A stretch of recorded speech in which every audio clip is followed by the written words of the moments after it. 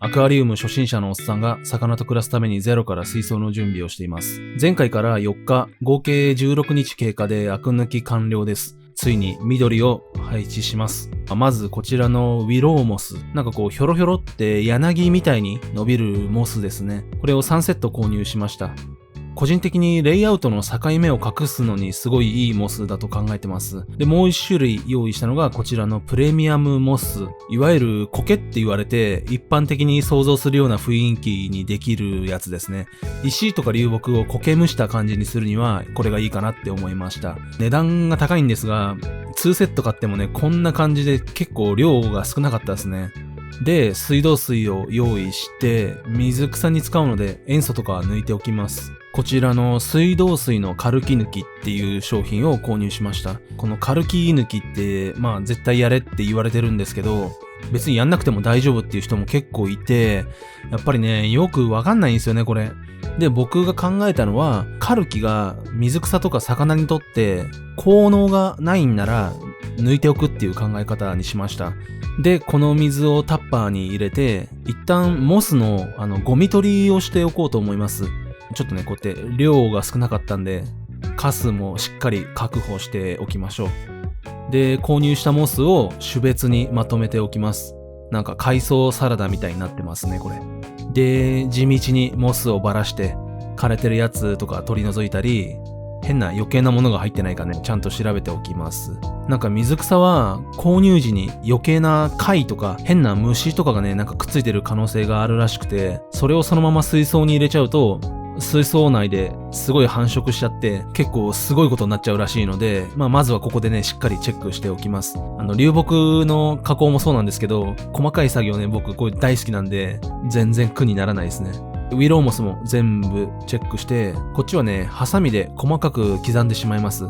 このウィローモスはもうかなり生命力が強くて、こんな風にね、切り刻んでも全然大丈夫ってことなんで、なんかすごいっすよね、これ。最近白髪が増えてきたんで、なんか羨ましいっすね。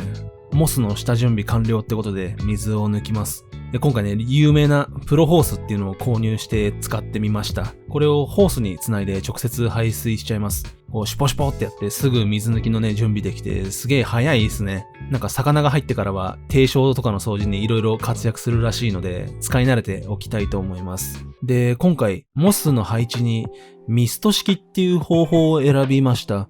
簡単に僕がまとめたことを話すと、レイアウト後に水草を全部配置しちゃってすぐに注水するやり方が一般的だと思うんですよね。これを勝手に僕は注水式っていう風に名付けちゃうことにします。で、これに対してレイアウトしてから高湿度の環境で水草をある程度根付かせてから注水するやり方がミスト式っていう風に言われてます。で、僕がまだこのアクアリウムで何もやり遂げていないんで、細かい説明はちょっとここではね、省かせてください。ただ、僕がなんでミスト式を選んだかっていうのについては、2点だけお話ししておきます。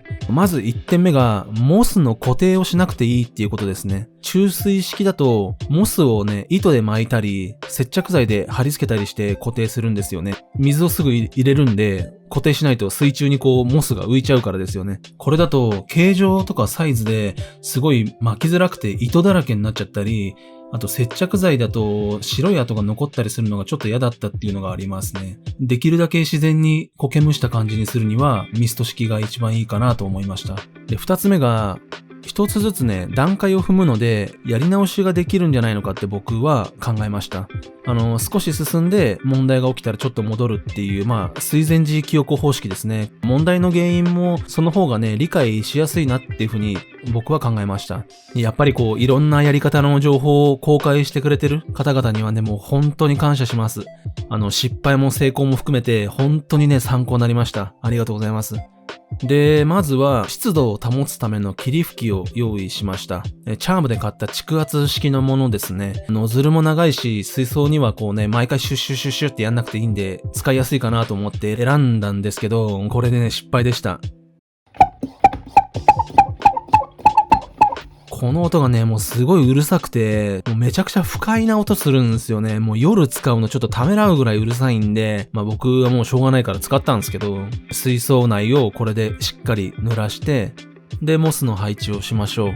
でまずはプレミアムモスですね。配置って言ってもミスト式の場合は、もうバラバラにしたモスを適当に置いていくだけです。後々こう育ってくるはずなんで、かなり間隔を空けて配置してます。作業中に乾燥するんで、適時ね、こうやって霧吹きで湿らせながら作業してます。配置自体は水分でペタって張り付くんで、もう何も難しいことないですね。で、ウィローモスは低床に近い流木とか石に配置してます。逆にプレミアムモスはもっとこう高い位置ですね。なんか上から日が当たるとしたら、どこに生えるかななんて想像しながら、置いてます。ちょっとこれカメラの角度が悪くて本当申し訳ないです。そして最後にラップで蓋をします。この時に完全に密閉しないで空気がね循環できる穴をねちゃんと作っておきます。僕がいろんな情報をまとめて一つ流れを組んだ考えでは多湿にする必要はあるんですけど、蒸れるのはねダメだと考えたんですよ。高温多湿っていう状態だと蒸発した水分が水槽のね壁面についていかにも高湿度っていう感じがね見た目に出てくるんですけど、でもそれではちょっと温度が高すぎて水草がねダメになっちゃうんじゃないかって僕は考えました。空気は少し循環させておきます。中の乾燥が目につくようになったらもう1日何回でも霧吹きします。で、水槽内の温度が上がったら空気を入れ替えてさらに蒸れを防ぐっていう感じですね。ただこのままだとどんどん水槽に水が溜まってっちゃうんで、その対応は次回したいと思います。まとめて言うと、空気は綺麗なまま温度は一定で湿度だけ高い状態を保つということですね。あくまでも僕のまとめなんで失敗したら笑ってください。気温はだいたい24度から26度っていう範囲で、僕は決めました。このために水温計を前回導入したわけですね。そしてついにこんな感じで水槽に緑が入りましたね。やっぱりね、植物が入るとね、一気に雰囲気変わりましたね。なんかこう、生命力が出るっていうか、この水槽の中が生きてるっていう感じがね、すごくしますね。で、最後にカビを抑える処理をします。バイオお風呂のカビキレイ、化学薬品じゃなく天然の微生物でカビを抑える製品ですね。湿度がすごい高い状態が続くんで、カビがすごい生えやすい環境ですよね。でネットで調べてたら、ミスト式でね、これ使うとすごくいいよっていうのがおすすめされてたんで、もう使ってみたいと思います。天井の蓋に貼り付けるだけですね。この環境でしばらく維持してどうなるか見てみましょう。最後に使った金額です。極みでいいのかな？プレミアムグリーンモス無農薬。これ1つ1800円のやつを2つ買って3600円。ウィローモス SP 無農薬。こっちは3カップセットのやつですね。これが2600円です。水作プロホースエクストラ L。これが1180円。蓄圧式スプレースーパー X1.5 リットルのこれうるせえダメなやつですね。これが1350円。ここまで全部チャームで買ってます。で、バイオお風呂のカビキレイ。これが636円ですね。ここまで合計で104,709円使いました。ついに植物の育成編になりましたが、モスの量をですね、どのくらい買えばいいかっていうのが全然わからなかったんで、これから育つにしてもちょっとね、量が少ない気がします。なので、次回はモスを少し足しつつ、管理していく上で必要だなって思った追加作業をしたいと思います。それではまた。